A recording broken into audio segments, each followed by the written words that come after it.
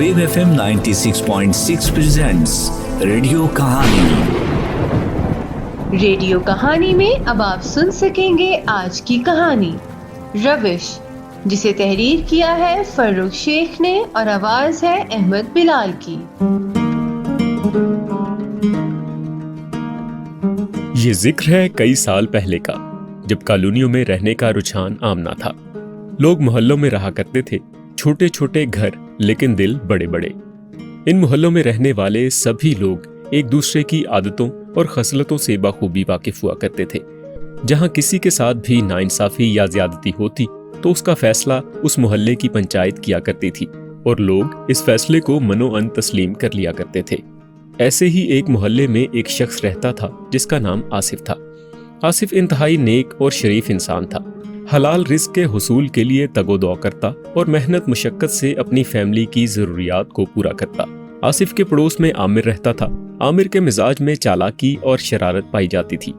लोगों से धोखा करना, चालाकी से पैसे बटोरना उसका मामूल बन चुका था।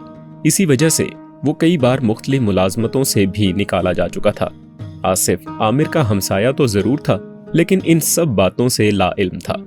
एक दिन आमिर की बीवी उससे बोली, घर में खाने को कुछ नहीं है, क्या करना है? तुम कोई काम भी तो ढंग से नहीं करते। क्या मतलब? क्यों कुछ नहीं है? अभी उस दिन तो राशन पानी पूरा किया है। महीने से ऊपर हो गया है उस बात को। अच्छा करता हूँ कुछ। जब देखो बोलती रहती है टर टर टर। वो बाहर निकला और आसिफ के घर की बेल बजाई। कौन? भाभी मैं हूँ, आपका हमसाया आमिर। आसिफ भाई हैं घर पर? नहीं भाई, वो तो काम पर गए हैं, अभी तक आए नहीं। जी ठीक है। आमिर सोच में डूबा हुआ आहिस्ता आहिस्ता चल रहा था कि उसे सामने से आसिफ आते हुए दिखाई दिया। उसने उसे रोका और कहने लगा, वो अस्सलाम वालेकुम आसिफ भाई। वालेकुम अस्सलाम। कैसे हो आमिर? मैं ठीक हूँ। वो एक छोटा सा काम है आपसे। क्या काम है? सब खैरियत है? खैरियत क्या होनी है भाई, कारोबार नहीं है आजकल, सख्त परेशानी है। आज तो घर पर खाने को भी कुछ नहीं था, तो मैंने सोचा हम सायों के बहुत हुकूक होते हैं, चलो आसिफ भाई से पूछ लूँ। वो 10,000 रुपये चाहिए थे मुझे, एक माह में लौटा दूंगा आपको। आसिफ ने बिना किसी झिझक के आमिर को पैसे देने की हामी भर ली। आसिफ घर में दाखिल हुआ तो उसकी बीवी इरम उससे कहने लगी, बात सुनिए, वो हमारे पड़ोस में जो रहते हैं ना आमिर भाई, वो आए थे, वो आपका पूछ रहे थे। हाँ, आमिर अभी मिला है मुझे। असल में उससे कुछ पैसे उधार चाहिए थे, तो मैंने उसे पैसे देने की हामी भर ली है। क्यों? आपने क्यों हामी भरी? आपको पता है ना उसके मिजाज का। अरे कुछ नहीं होता इरम, पता नहीं उसको कितनी ज़रूरत हो इन पैसों की। कुछ देर के बाद आसिफ बाहर गया और अपने वादे के मुताबिक आमिर को 10,000 रुपए एक महीने के उधार पर दे दिए। बड़ी मेहरबानी आसिफ भाई, मैं ये रकम आपको एक महीने में लौटा दूंगा। आसिफ ने पैसों की वापसी की शर्त और तहरीरी सबूत के बगैर ही रकम उसे थमा दी। एक महीने बाद आसिफ अपने पड़ोसी आमिर से 10,000 रुपए वापस लेने गया, मगर आमिर साफ मुकर गया। आसिफ उसका जवाब सुनकर परेशान हो गया। कैसा ज़माना है यार, जहाँ किसी से की जाने वाली नेकी भी गले पड़ जाती है। मेरा ख्याल है यहाँ इससे बहस करना बेकार है। मैं मोहल्ले के नाज़िम साहब से बात करता हूँ, वो खुद ही मामला हल करवा देंगे। वो अपने पड़ोसी की शिकायत लेकर नाजिम साहब के पास पहुँच गया। अगली सुबह नाजिम साहब ने मोहल्ले के मुअज़्ज़िज़ीन को बुलाया और दोनों फरीकैन को सामने बिठाकर केस सुनना शुरू किया।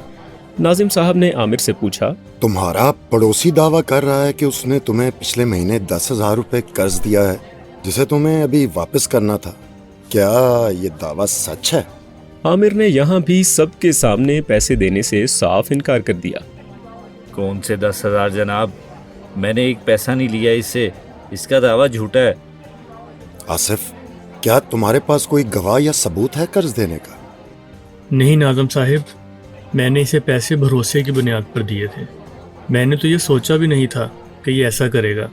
मेरी बीवी ने मुझे रोका भी, इसके बावजूद मैंने शख्स पर इत्मीनान किया और उसे पैसे दे दिए। नाजिम साहब ने कुछ देर सोचा और फिर बोले, अगर तुम्हारी बात सच है तो जाओ और उसी जगह से मुट्ठी भर मिट्टी लेकर आओ जिस जगह पर तुमने अपने पड़ोसी को पैसे दिए थे। आसिफ बहुत हैरान हुआ, लेकिन मामला चूंकि नाजिम साहब के पास आसिफ खुद ही लेकर गया था, इसलिए वो चुपचाप हुक्म की तामील करते हुए वहां से चला गया।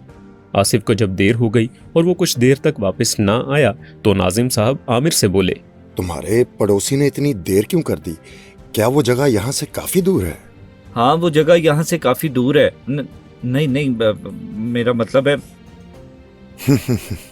यानी कि तुमने उससे पैसे भी नहीं लिए और तुम्हें इस जगह का भी इल्म है। बहुत खूब। तुम्हारे जवाब से ये साफ जाहिर हो गया है कि तुम्हारे पड़ोसी का दावा सच है, लिहाजा तुम उसे उसकी रकम 1 हफ्ते के अंदर अंदर वापस करोगे। अगर तुम ऐसा नहीं करोगे तो तुम्हें चालबाजी और फ्रॉड के मुकदमे में पुलिस के हवाले कर दिया जाएगा। आमिर ने अपनी रविश को ना बदला और एक बार फिर उसी तरह कर्ज लिया, लेकिन इस बार उधार देने वाला आसिफ नहीं, कोई और था। सलाम रजा भाई, वो मुझे 10,000 चाहिए, अगले महीने लौटा दूंगा आपको।